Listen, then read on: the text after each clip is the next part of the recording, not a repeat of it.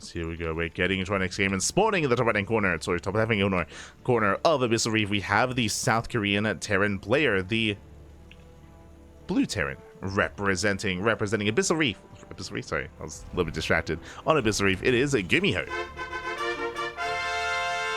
And in the bottom right-hand corner, we have the South Korean Protoss player. It is a Classic. Here we go. Yo, I have to wake up. I have to... Ah, no. Don't apologize for stumbling over my words. Even in the last series as well. Don't apologize. We'll get back into it.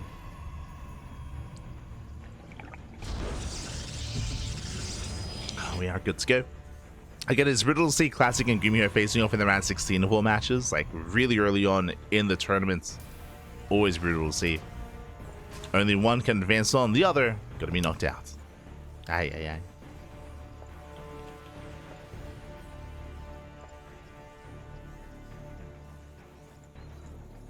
Here we go.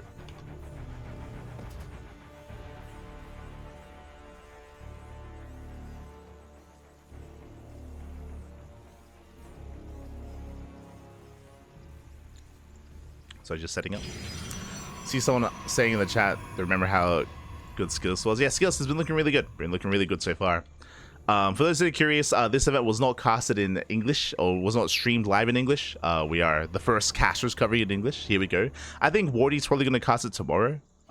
He usually does, but we're fortunate enough to be the first to jump on this. At least in English again. Shout out to Cranky was casting in Korean. Casting earlier today. In Hangul. Let's go. So we are settling in. But now we do have our economic opener out of GuMiho going for a single gas, Rax expand. Again, economic openers is what we expect here on Abyssal Reef just because the map is so large and the map is so defendable, so we expect more standard starts. But oh my god, never mind. That is a second Rax as a follow-up. At GuMiho, we opening up with the early tech lab as well into a 3 Rax. You have my attention. Early Marauder production here out of GuMiho. And this is why we love casting GuMiho here. Just whatever the matchup, GuMiho is a very unique player. Does often throw caution to the wind. Rushing into Stim real quick as well. Into an early... Jesus, this is a unique variation of 3 Racks, by the way. Early, like insanely early Stim into insanely early eBay and +1. Jesus. Okay, GuMiho. Let him cook. Let him cook. Ay, ay, ay. Just Reaper into Tech Lab into Stim. Crazy. Behind this Classic as opener, his tech of choice is going to be a Stargate. GuMiho, did he scout? He did not. Did not get into the main base. Is unaware as to what's going on. Could be a Twilight Council Robo or Stargate. Alas, GuMiho just rushing into, of course, into his own build of choice. Reactor on the way. Soon getting to +1, and Classic is rushing into Phoenixes. Now, coming into this, I do favor GuMiho's build. I am concerned for Classic. 3 Vaxes traditionally are ideal against Stargate openers. As you can imagine, the reason for this is because Stargate openers and Phoenix-based openers, they can do amazing when it comes to picking off high-tech units. I'm referring to Medivacs, referring to tanks. They can lift, of course, they can CC, they can crowd control. Against a 3 Rax, it's mass Marine. It's just a wave of Marines, and what are you going to do? Pick up 1 Marine at a time? I mean, you can try. And now GuMiho knows. He moves out with the first 2 Marauders. He doesn't really get anything out of them, but he does scout the Phoenix. Does scout the tech of choice, is where the Stargate and the Phoenix production. GuMiho should be feeling pretty good about this. May have lost 2 Marauders, but now he can feel confident about his timing. About Stim, combat shields, and +1. As he's building up his bio. Now, it's not impossible to defend. Again, we mentioned earlier Abyssal Reef. The ideal thing about this map is the ramp. It's a very narrow ramp coming into the natural. All it takes, 1 force field. 1 force field will completely cut the army in half, and they can deal with half an army at a time. Likewise, you have the high ground, of course, you have shield batteries on the way. Robo follow-up into, I would imagine, Safety Immortal. We will need that Safety Immortal here to help defend, as Classic's going for his 3rd base. Very greedy play here at a Classic. We'll see if he gets away with it. As GuMiho is still building up. Factories on the way. Interesting, into the follow-up starport. Wait a minute. wait a minute. That's a factory into a 3rd CC. Into a delayed starport. Okay, GuMiho is not going for a timing. I assumed he was going to be going for a +1 timing, but he is not. He's chilling back at home. part of this might be because of the size of the map, but then if that's the case, then why open up Stim? And why open up 3 racks? Curious. So GuMiho is macroing up behind this. It's going to be transitioning. And if that's the case, then I mean, Classic is getting away with quite a lot here. The third base getting saturated. GuMiho does move out. This is a wild move out, by the way. The Marine count is a little bit lower here, but I mean, does have Stim, does have combat shields. There's no medevac support, obviously, as the starport is just now finishing. And GuMiho is sneaking out across the map. As a result, he's losing SCVs. He has limited anti-air to defend. Back at home, there's already a shield battery. I believe Classic should be able to maintain himself here. Yeah, he scouts the move out. He's ready. He shuts down the army. Does step forward. Does take down both sentries. Both sentries do fall. But GuMiho is being cleaned up. And Classic defends. Classic, he defends, he holds. Classic, he's in a much better position here. Colossal production has begun. Getting to a gateway explosion into Forge, Twilight Council +1, charge. Teching up. Better economy, higher base counts. Classic looking good. Looking solid here. And GuMiho behind this is still kind of working his way into the mid game. Now, at least he did get an earlier third TC, that is true. Does get an earlier third. But he is stuck at home. And I do favor Classic getting into the mid game. Like, again, he's going to be able to build up to 3 Colossus real fast, real quick. All these upgrades, of course. And we'll see what GuMiho can get done. The pressure is on GuMiho. 100%. The pressure is on the Terran to move out across the map, to go for some drop play. Marines are built up.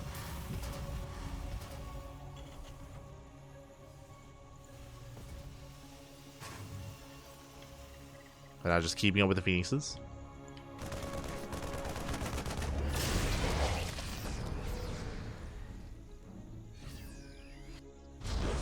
And yeah, Classic just really getting a 4th.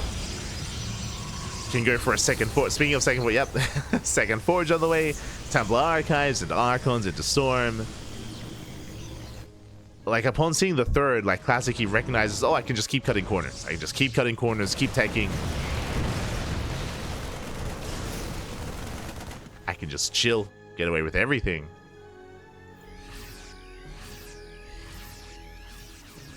And Classic is looking insanely comfortable here.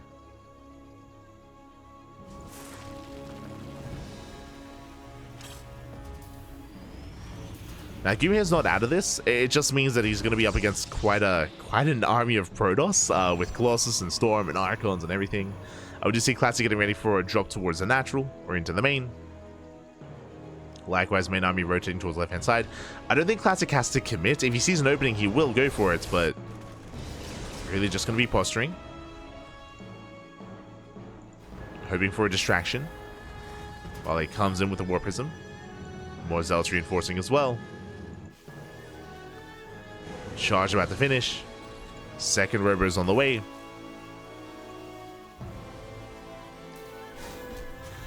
Zealots get dropped off. GuMiho gets distracted. He sends back home. Picks up. At the same time, here comes the main army. Ooh, swipes get wasted here on the depots. Going for the mineral line. Nice EMP. EMP on the Archons. And the Classic has to get the hell out of here. Ooh, bleeding out an Archon. Expensive loss, but this is more than worth it because 32 SCs go down. The Zealots, they just, oh my god, they snowball out of control. They're pulling GuMiho apart. Zealots in the natural, Zealots in the main. 37 SCV kills. That's still not done. Going for +2. And the main army is still moving in. I don't think he needs to. It's still a risky maneuver. There's still an army waiting for him. Speaking of, GuMiho does respond. More Zealots pushing in. And GuMiho, he will defend, he will survive, but is he really living here? He's lost almost 40 SCVs. And Classic, he's getting a 6th base. Sorry, a 5th. He's getting a 5th back. Well, GuMiho's on 3 base. Yeah, there it is. GG gets called.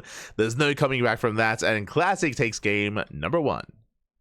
GG. A very, very comfortable game for Classic. Again, the initial build of GuMiho kind of fell on its face. If you recall, he rushed into Stim, he rushed into +1, but he didn't really make use of it. I mean, technically he went for a Marine move out on the right-hand side, but it killed 2 sentries, that's all it did. And then GuMiho went for a fast third base, which got scouted, which told Classic could just be really greedy. He could just be as greedy as possible. Just a very comfortable game there for Classic. And with that, Classic takes a lead. Does take a lead in the series, and now we find ourselves here in game number 2, going to be a much smaller map. This is GuMiho's map of choice. And I'm curious to see how GuMiho does adapt and does open up this time. As spawning in the bottom left-hand corner of Ultra Love, we have the blue Terran player, the Korean Terran. It is GuMiho. And spawning in the top right-hand corner, we have the South Korean Protoss player, the red Protoss. Leading the series 1-0, it is a Classic. Here we go. But yeah, like that build that GuMiho went for was crazy. Like, I'll be honest, I've never seen it before. That specific variation of 3 racks. And even then, like, it felt a little, it left me a little bit wanting as to the purpose of the opener and what we were hoping for. Especially considering it was on Abyssal Reef as well. So if the map was kind of deterring him, and again, especially against the Stargate opener, I feel like that was the ideal position for GuMiho, but yeah, didn't quite go for any kind of crazy early timing. Played more macro, and Classic took advantage of him. Now we're settling into Ultra Love. Now this is a smaller map, true. It is a smaller map. It means that if we did want to be aggressive from either side, you can be more active early on. Double gas opener this time at a GuMiho, double gas into a faster factory, into a delayed CC. Something more aggressive here for GuMiho early on. From here, we can go into Reactor Reaper Hellion, he can go into a committed Widowmine drop, Tank Banshee, early Cyclones. Speaking of early Cyclones, we have seen GuMiho play Mech in this matchup. Even in this patch, we've seen GuMiho go Mass Cyclone, true. He has done so before. I don't know if this is the ideal map for it, though. I can see that working on maps like King's Cove, for sure. In Ultra Love, I'm a little bit shaky on. Not too convinced. But we'll see. We'll see. GuMiho is up against the wall. What does he do in this position? Show us the second factory. It's crazy. Reaper moves out. Into a second Reaper. No add-on. Moving out for scouting formation and a Classic. I will say that on smaller maps, it is a little bit more difficult to get away with a Stargate opener. And there it is, a Twilight Council instead. Makes sense. As we were kind of alluding to previously, Stargate play does leave you vulnerable early on to, like, especially heavy bio-committed move-outs. Which is why you can get away with it on larger maps like Abyssal Reef, and less so on smaller maps. Not impossible, just, more difficult. Ooh, as the Reaper gets hunted down. Nice control here by Classic. Hunts down the Reaper. Twilight Council's on the way. Safety Cyclone here by GuMiho. GuMiho, he didn't scout the tech, which is why he's going for the Cyclone to make sure he's safe and sound. Going for a second Rax before Starport. Okay. Now, last game we saw the 3 Rax opener, and I had assumed that we were going to be hitting like a timing with +1. That did not happen. That didn't happen in the last game. So I don't know if I can say with confidence what GuMiho is going to do, but this screams 2-base all in. He's going 3 Rax and a factory before Starport. This should be a 2-base all in. Either we move out with the 3 tanks without the Starport, without medevacs, or with medevacs, so you pull the boys. This looks hyper committed here from GuMiho.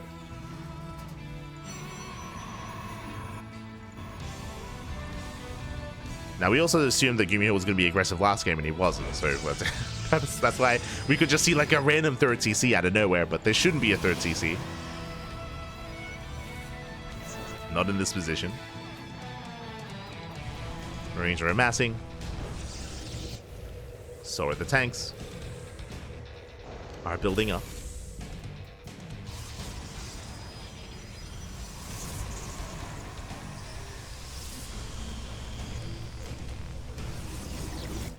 Go.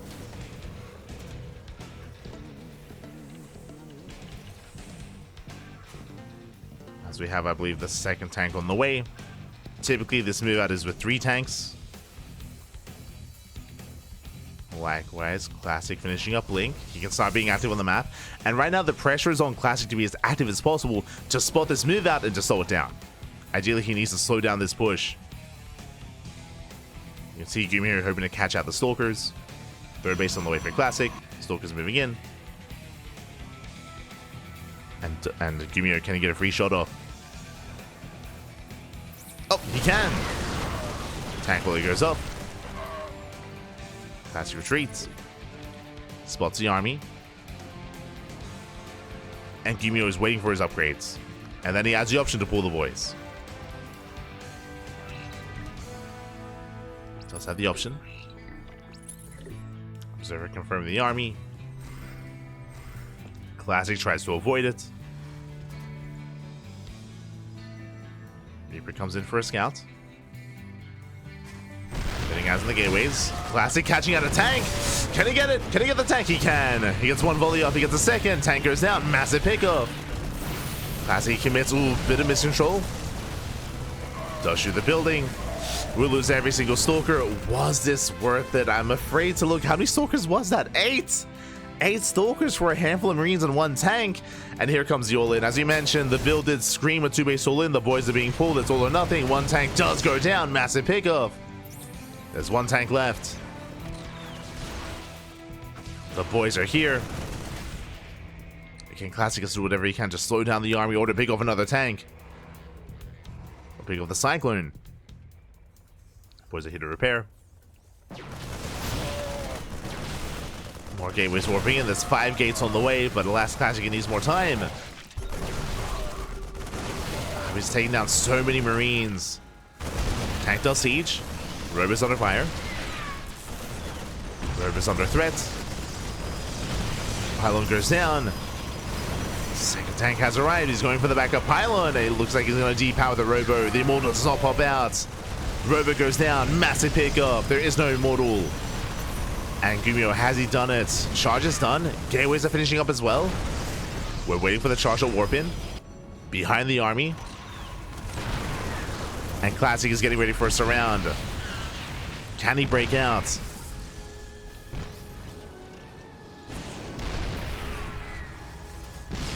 And here we go. He goes for it. Tank's unsieged. He's going to get 1. He's going to get the high ground tank, and the tank from behind. He's going to clean this up. Classic, he defends. Takes out both tanks. Marines, they rush into the mineral line, doing what they can. 9 SVs go down. But Classic is ready for this. Does warp in time. Takes down the Marines. And now GuMiho's in trouble.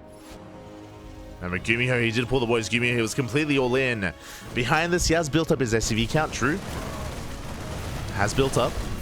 Oh, the tank, no, the tank is exposed. Another tank goes down. Boys are being pulled. GuMiho will survive, he will defend. But Classic is not stopping.